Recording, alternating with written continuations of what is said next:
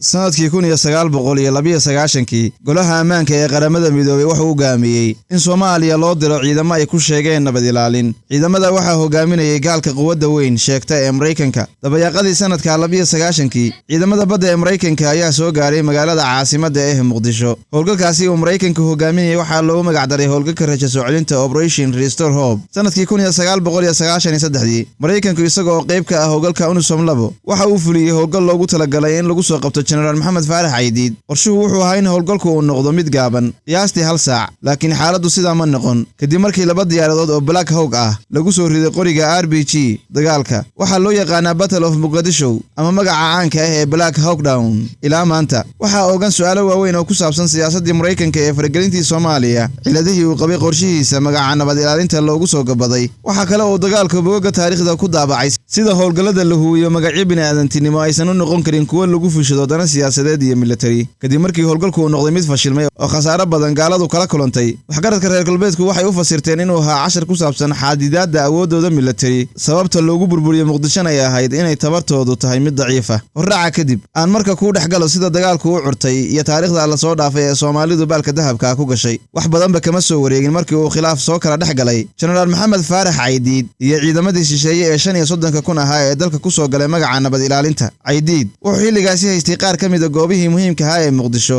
dhowr goobood oo raadiyo Muqdisho ka mid yahay ayay Mareykanku duqeeyeen. Caradii arrinka ka dhalatay waxay sababtay in bishii June 1993 taageerayaasha General Caydiid ay dagaal hubeysan kala hortagaan ciidamadii qaramada midoobay. Weerar bay ku qaadeen ciidamadii Pakistan ee howlgalka qaybta ka ahaa waxaana lagu dilay 24 askari ilaa 60 kalena waa lagu dhaawacay. Mareykanku markuu arrinkaas dhacay kadib waxa uu ku dhawaaqay dagaal ka dhan ah General Maxamed Faarax Caydiid. Ciidanka Mareykanka ayaana gulufkii colaadeed hoggaanka u qabtay 3 Oktoobar 1993 ciidanka sida gaarka u tababaran ee Mareykanka ayaa howlgal military ka fuliyay bartamaha iyo koonfurta magaalada Muqdisho. Xilligaas waxay xoleen xog sheegaysa in General Maxamed Faarax Caydiid uu madax sare kulan kula leeyahay hotelka Olympic oo ku yaala xaafadda Howlwadaag. Waxaa howlgalka ka qayb qaatay 19 diyaaradood, 12 gaari, 160 askari oo xaruntooda uga soo baxay inay howlgalkaasi muddo 90 daqiiqo ku soo fuliyaan. Waxayse soo noqdeen 17 saacadood kadib 50 daqiiqo markuu howlgalku socday. Diyaaradii ugu horeysay ee Black Hawk ayaa la soo riday 20 daqiiqo kadibna diyaaradii labaad ayaa dhulka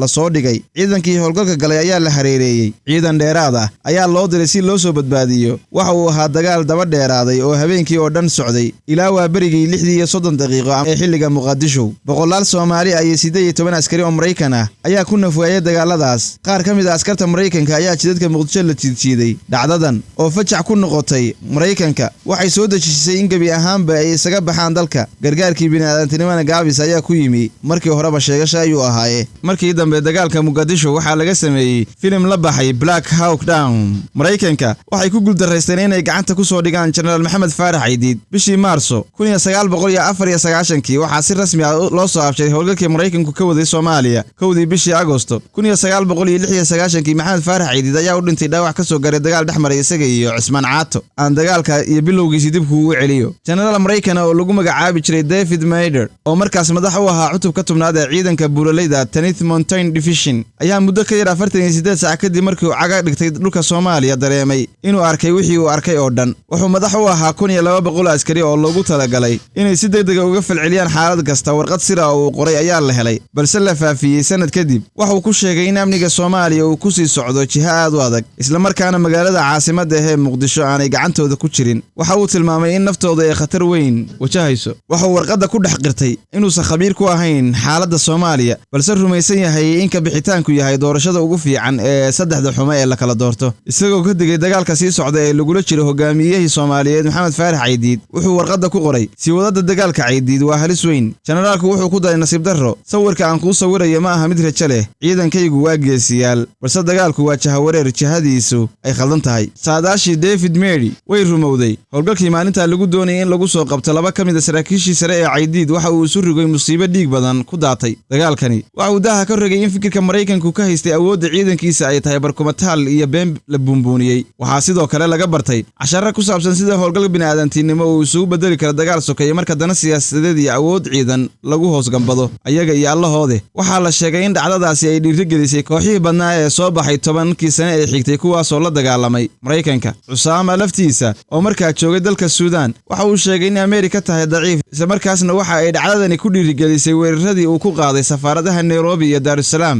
1998 dagaalka Muqdisho waxa uu noqday cashar qaraar oo dunida baray in xoog kaliya aan lagu dhisi karin istiraatiijiyad si lamid ah sida ay iska caabintu casharka u bareen Israa'iil juqraafi ayaad igala socotaan madal lagu soo gudbiyo tagtadii iyo taariikhdii Soomaalida haddii aad nagu cusub tahay fadlan page-ka follow saar haddaad nala socotayna like iyo share bay isugu darso u gaar saaxiibo badan YouTube-kana subscribe